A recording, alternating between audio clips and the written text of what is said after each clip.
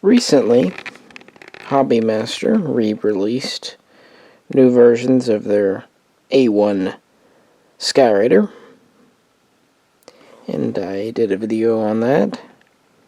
And now it's time to get to one that I've been planning for quite a long while, but just one thing or another kept getting in the way. The Fairchild Republic A-10 Thunderbolt 2, more commonly known as the Warthog or just Hog. Hi, Misha here, and yeah, it's time to get to another US, not so much jet fighter, but military jet. This is a 1/72 scale model from Hobbymaster. Their A-10s are among their older molds, but even though it's an oldie, still a favorite amongst me and you and many, many others. And there are lots of documentaries and programs on the A-10, so this isn't really going to have a lot of new info, I'm afraid, but thought we might as well cover it. Like I said, I have recently done a video on the A-1 Skyraider. This is a Sandy from Vietnam. They were quite famous there. In the past, I've also covered the A4, the RA5, the A6 and the EA6, the A7, and the AV-8 Harrier. So it's just fitting. And speaking of the good old Skyraider, in the 1960s, the U.S. Air Force found that this was the only dedicated close air support ground attack aircraft that they had, at least as its primary role and function. Now, the Skyraider was a great plane when it was developed in 1945, adopted in 1946. And the fact that it did soldier on through Vietnam and did so quite successfully is just a testament to the designers at Douglas. But by the 60s, the Navy was already retiring it. The Marines and the Air Force would fly it a bit longer, but it was outdated. The reason there was no immediate replacement, the U.S. Air Force, and really the Navy for that matter, had really been focusing on tactical interceptors, interdictors, and air superiority dogfighters. The good old, less glorious, but just as useful ground support aircraft was conventional ordnance was truly neglected. Well, in '61, Secretary of Defense McNamara kind of ordered that the Air Force adopt two new planes, a tactical interdictor and a fighter bomber.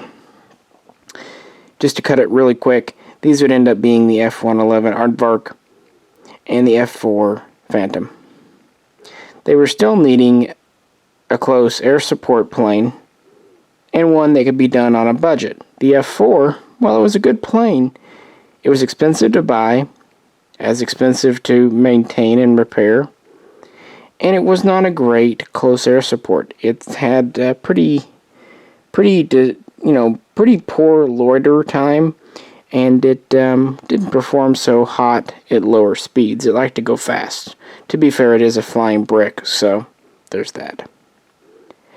At first, 1963-64, the Air Force thought they would go with the F-5, later known as the Tiger. Then in 1965, they ended up looking at the VOT or LTV A7, and then they would make a specific version for them, known as the A7D. The plane was good, but it ended up being more expensive than the Air Force really had bargained for. Therefore, in 1966, the general in charge ordered that they start looking into something to finally replace the A-1 and then supplement and eventually replace the more expensive than expected A-7. Well, throughout 66, 67, into 68, work would continue. The program was started as the AX, Attack Experimental, Advanced Ground Attack Close Air Support. Took a little time to iron out exactly what they wanted.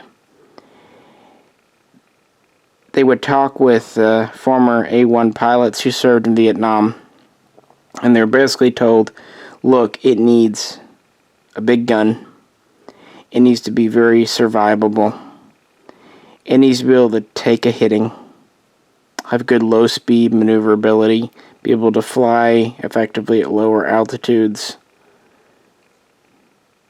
The A-1 over here had 4 20mm cannon, and it could carry 8,000 pounds. Had a lot of hard points under the wings, but 8,000 pounds, respectable for its day, but by the Vietnam War wasn't all that much. So eventually they worked out some specs. They kind of released them in phases. At first, 69, they said, well, we need to carry about 16,000 pounds in ordnance. Needs to be able to go at least 460 miles per hour. And they decided it had to be built around a new rotating barrel cannon, 30mm, to be designed. And cost. At the day, they said it needed to cost about $3 million per plane. I mean, less is better, but yeah. Originally, 21 companies were consulted. 6 of them ended up submitting design specs. And of those, Northrop and Fairchild Republic were contracted with to build prototypes. The Northrop would be designated the YA-10A, and the Republic would be the YA-10. Did I say 10? I apologize. It is late, guys. The Northrop would be the YA-9A, and the Fairchild Republic would be the YA-10A. And also the cost was lowered. They decided these needed to be about $1.5 million, of course in early 1970s dollars, which is more like $10 million today, per aircraft in final production. Well, by May of 1972, Republic had its YA-10 ready to go, and it took its first flight. Trials would be held against the YA-9A that year. And then in January of 1973, the YA-10 was selected. They would continue to refine it. As for the cannon, this was actually built to take. General Electric would be contracted with. It was also a trials, but General Electric would be declared the winner in June of that same year, 73, and so they would build the GAU-8A autocannon. It would have 7 barrels. The case was 30 by 176mm, and it would fire depleted uranium high-velocity armor-piercing shells. Now, originally, this was meant to be a close air support ground attack, kind of thinking more troops, tanks, that kind of thing. But really, in the 70s, with the Soviet threat and changing dynamics in Europe, they were thinking more and more about the threat of tanks. So, yeah, this big cannon became more heavily emphasized. Now, interestingly, in 1974, keep in mind the Vietnam War is over now, so funding cuts, the Air Force had to kind of justify why they needed this new plane, even if it was built from the outset to be cheaper.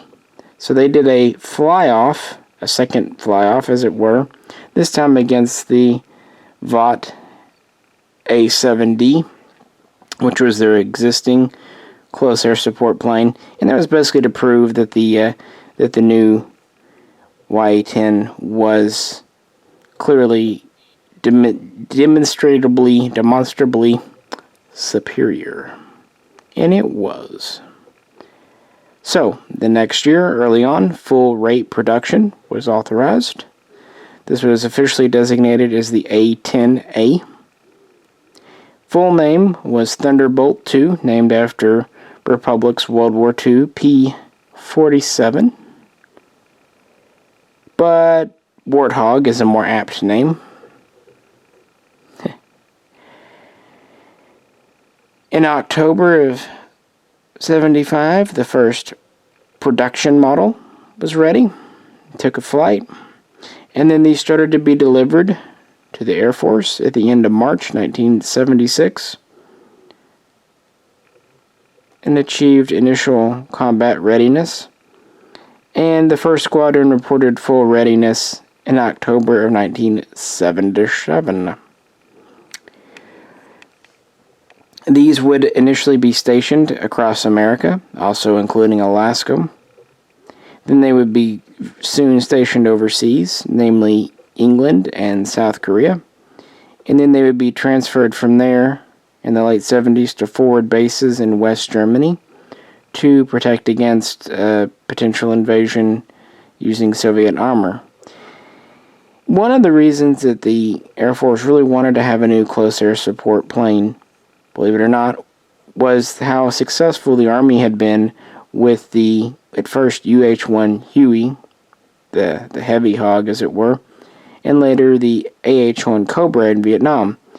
They saw that these helicopters getting armed up might take the close air support role away from the Air Force, and the Air Force has always been very protective of its domain. It has fixed-wing aircraft, while the Army is allowed to have rotary blade aircraft.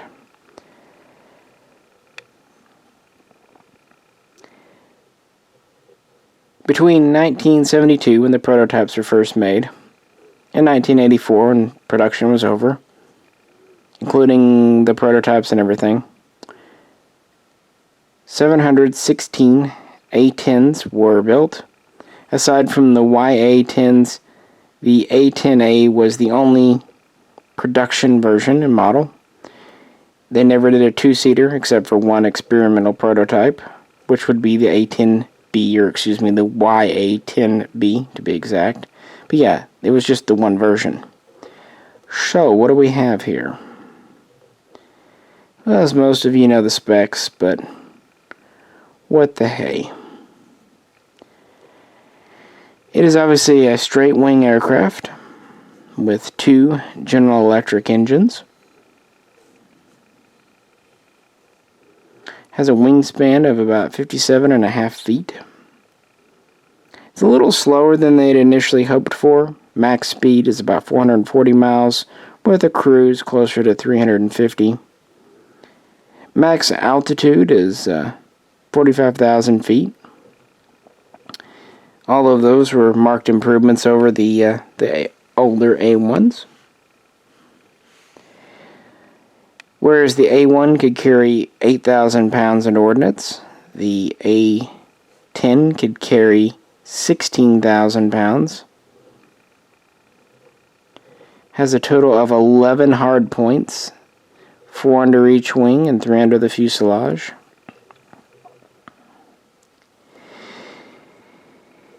And would carry a mix of air-to-surface missiles like the Maverick.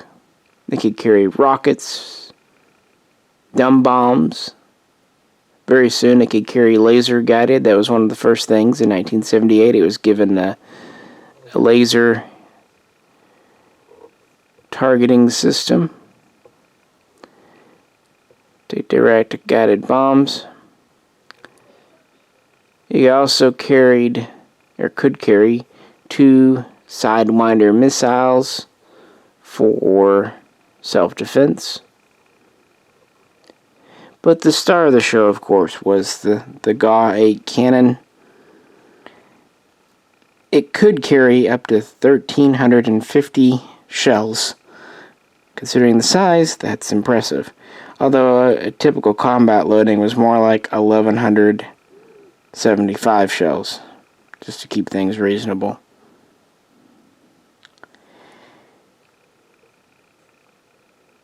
Also very impressive was the durability. They really went overkill.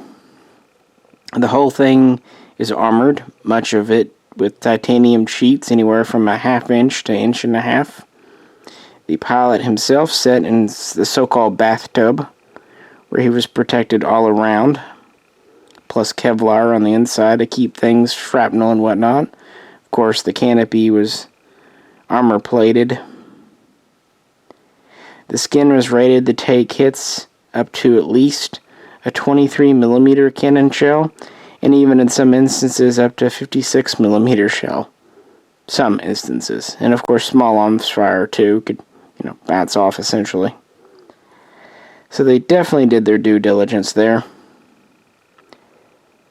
It had 4 internal fuel tanks, and they moved them as close to the fuselage as they could, and they separated them, and they had all kinds of protection to prevent leaks.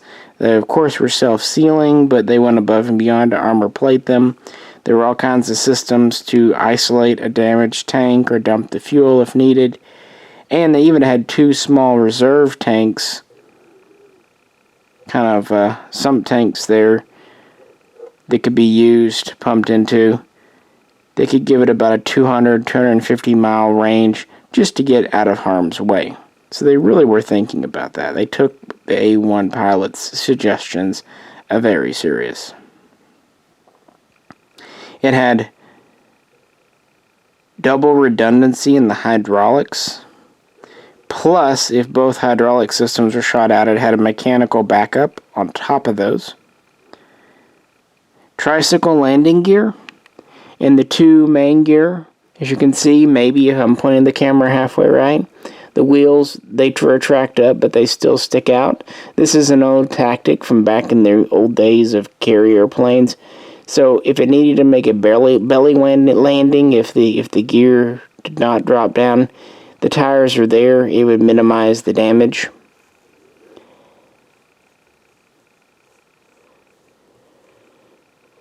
This could fly on one engine, even if the engine had some damage.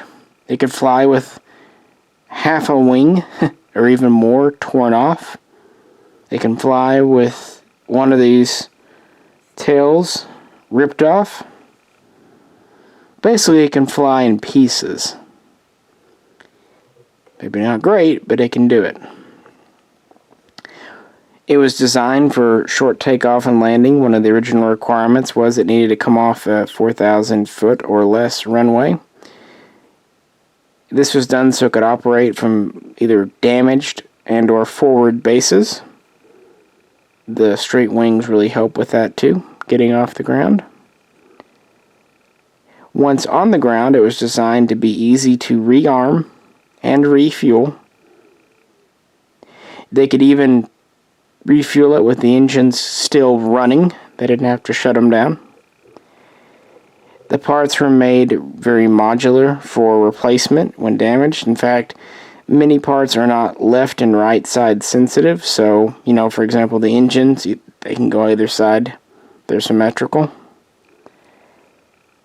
Basically, it was meant to be not only a cheap plane to buy, but quick and easy to maintain. So it wasn't the most advanced tech. It's basically a flying tank,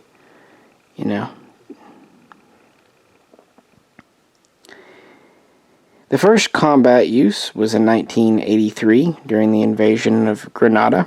At that time, Air Force A-10As were assigned to provide close air support to Marines coming on shore. But they did not fire any shots in anger. They just didn't have the resistance. They would actually have to wait until the 1991 Gulf War to really get their combat debut, which is interesting because they were already a decade old at this point. In fact, manufacturing was over.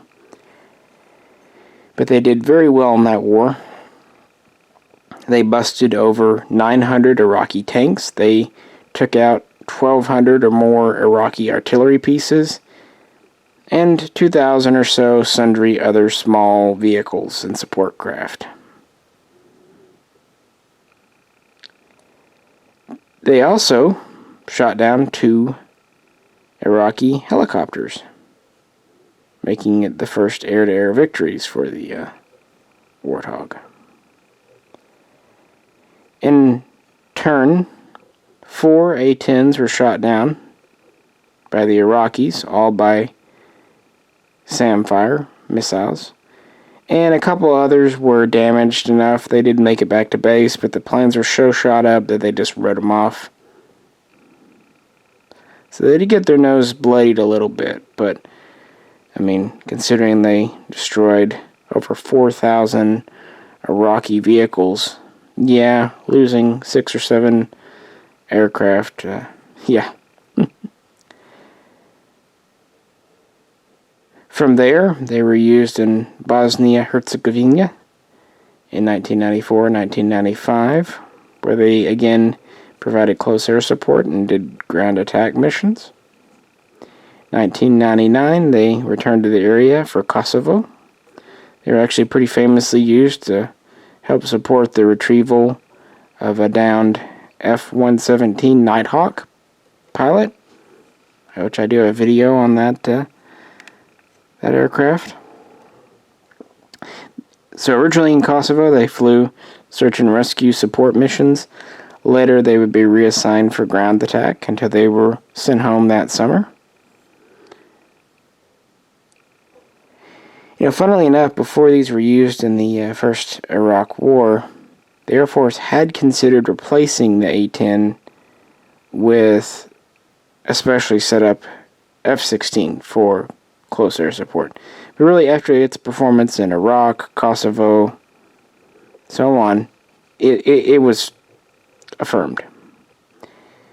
So, by the 21st century, the A-10, even though they had not been made in nearly 2 decades, was going strong. Now, it had received some upgrades. Early on, they already discovered problems with their wing fractures, stress fractures. A big study was done in 1979. To fix it, they ended up giving a thicker skin under the wings. As I said, it was also given a laser designator pod. The avionics and electronics were upgraded, as well as some weapons and such capabilities. In 1987, Grumman would take over maintenance since production was over.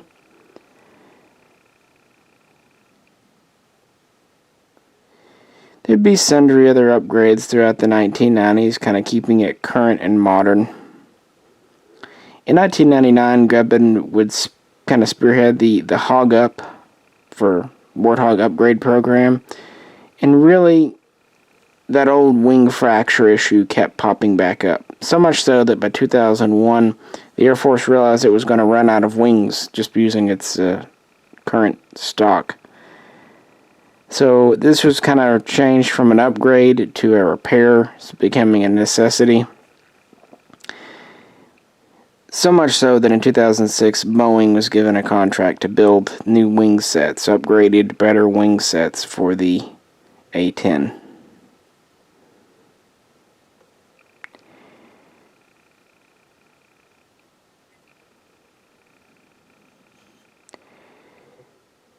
Initially, these were not used in Afghanistan when that began in 2001, but they would start flying close air support type missions for troops on the ground there in March, beginning in March of 2002. On the other hand, they were at the front lines when the Second Iraq War happened in March of 2003. 60 A-10As were initially sent over, and they again performed very well in that environment. Only one A-10 was shot down during the initial stages of the invasion and capture of Baghdad.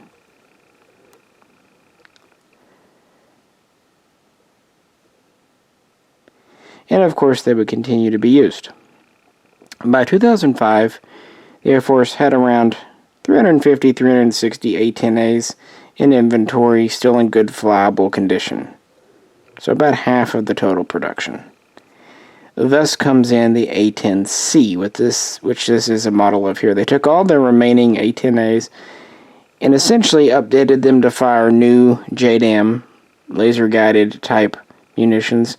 They also took the opportunity to upgrade the avionics, the computer systems, got new software. They would give a new control stick, like an F-16, essentially an updated cockpit, updated targeting equipment, and just better access to modern munitions. And these started to be sent into the field by 2006 and 2007 and used in Iraq. And it was, they discovered very quickly they were able to more easily and quickly acquire and lock on and hit targets. So the A-10C upgrade program was successful. And all the existing A-10As were either scrapped, decommissioned, or upgraded, with the last conversions being completed by 2010. And then they started to use the new wings made by Boeing by 2011. And these weren't just replacement wings, they actually tried to correct some of the stress issues, and they discovered that this would extend the service life of this aircraft. Again, the Air Force had considered retiring the old A-10, figuring the new spiffy Lockheed F-35 Lightning could take its place. But the Lightning was behind schedule, and, as we know, it cost a lot more per hour to fly. The argument was, hey, instead of having dedicated type aircraft, not just this, but they were trying to go to a one-size-fits-all aircraft, claiming that it would be cheaper. And maybe some instances this is true, but the A-10 has such a specific role that it would be one that would be very hard to replace. It's just so durable, and that big cannon, and just being able to carry so many stores. It's kind of funny, when the Air Force was considering retiring their planes, the Army offered to buy them, kind of tweaking their nose. That old standing debate about fixed-wing aircraft, and that, I think, helped the Air Force decide by about 2015 that they were not going to retire their A-10C fleet. By which time, 2015, they had about 280 still flying, so a few more had been retired out, but still a good number. These had been used not only in Afghanistan and Iraq, but they were also used to attack ground targets in Libya, and then later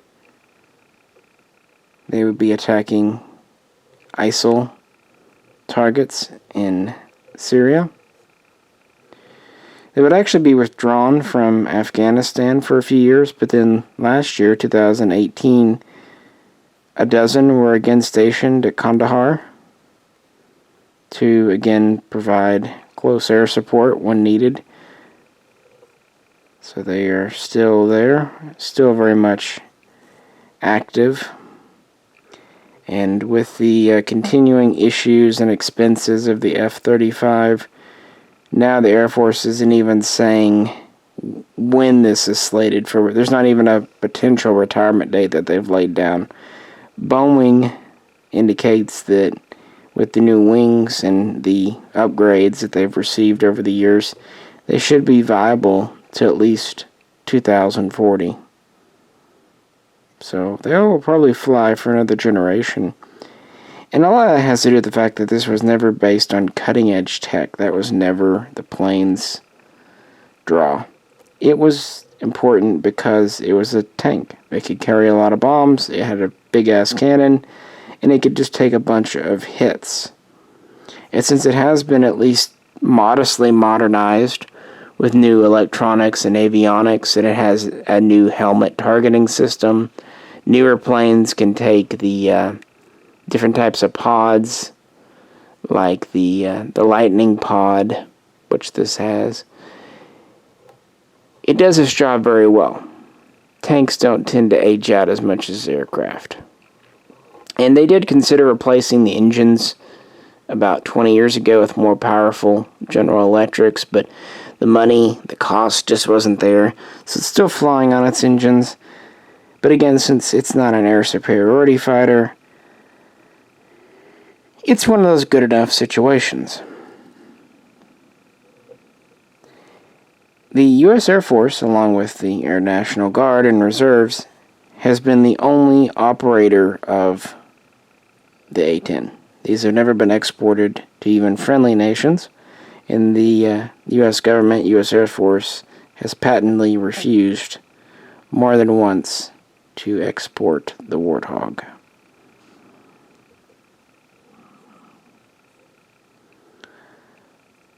So there you have it.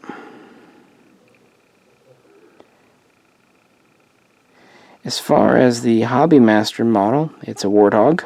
It's pretty much all metal, except for, I believe, the engines might be plastic, and part of the tail is metal, part of it's plastic. The wings and the body are metal. It can be displayed gear up or down. It has an opening canopy, although these kind of odd do not come with a pilot by default. I stuck one in, but it's one of the few Hobbymasters that does not have a pilot included. Early Hobbymasters didn't, so it's not completely abnormal, but it's kind of odd that they haven't started to add them. It comes with the Ordinance you see below. We've got a couple of Mavericks, we've got a rocket pod, we've got a couple of targeting pods, we've got the Sidewinders for defense. We've got a few options. We have a few different bombs and air-to-surface missiles we can plug in their place. Unfortunately, because of the stand, I can't use the couple of middle pylons, but oh well. But yeah, it's a pretty heavy, pretty chunky model, exactly like you'd want to see in an A-10. Visually, there's not a big difference between an A-10A and an A-10C, just a few different antennae and small details, but pretty well the same. One thing to point out, the camo has changed over the years. Early on in the 80s, these had kind of a woodland or European style camo to protect them against other aircraft, but as the kind of threat from other aircraft went down in the 90s and 2000s, they started giving them more of a gray two-tone camo. And this was done to defend against people on the ground, because as the times in Iraq proved, the biggest threat are from anti-aircraft fire, be it from guns, or more likely in the case of the A-10 SAM sights, surface-to-air missiles. They did give these modern electronic jamming suites to help defer a missile if possible, so that's another one of the modernizations with the Cs. But yeah, the Warthog. It's one of the most famous American aircraft of the last, well, I should say the post-Vietnam era. It's funny that it's been out of production for as long as it has, but yet it's still very much cutting edge and modern. So much so, as I said, the Air Force doesn't even want to give them to friendly air forces. So it's obviously valued, and several times they've talked about retiring it, and every time they realize nothing can really do the job of the Warthog. It was built for two purposes, close air support, ground attack. There's also a third role. There is what's called the A-10, which is a forward air control version. Same plane, no differences. It's just under the wings they typically have smoke rockets to tag and designate targets for other aircraft to come in and hit. So they just are essentially A-10s that are put into a slightly different role, forward air control. They started using them in 1987, And they still use them today, and you can convert an A-10 to an OA-10 and an OA-10 to an A-10 by essentially just different things under the wings and maybe a few different computer system type software things in the cockpit. Not a big deal, but that is another role that they found for it after it was in service for a decade. Because again, this can loiter, has good loiter time out there at the edge of the battlefield. And heck, if someone takes a pot shot at it, it's about the most survivable fixed-wing aircraft in the air. To allies, to the U.S. Army, this is one of the most welcome sights on the battlefield. And to the enemy, it's the opposite, especially the sound of its cannon. This thing is a beast. It can fire up to 70 rounds a second. Keep in mind these are 30 millimeter depleted uranium armor piercing rounds at that. Originally, it had a variable rate fire, but pretty quickly they decided to fix the rate at about 3,900 rounds per minute. But of course, even fully loaded, that means you have about a third of a minute, 20 seconds of ammunition, more like 15 under standard combat load. It's a very fascinating plane. Not many other planes in the world like it. The only other one that really jumps to mind right this minute is the Russian Sukhoi Su-25 Frogfoot, which actually does predate the A-10 by a number of years. Alrighty guys, I guess that is pretty well enough. I really do like this A1. It's a neat model. But I've done all the other attack planes, so it was time to get to the Warthog. If you have any questions or comments, please leave them below. And if you could, like, share, subscribe, and check out some other videos. With that said, I'll wish you a good night, and I'll catch you very soon next time.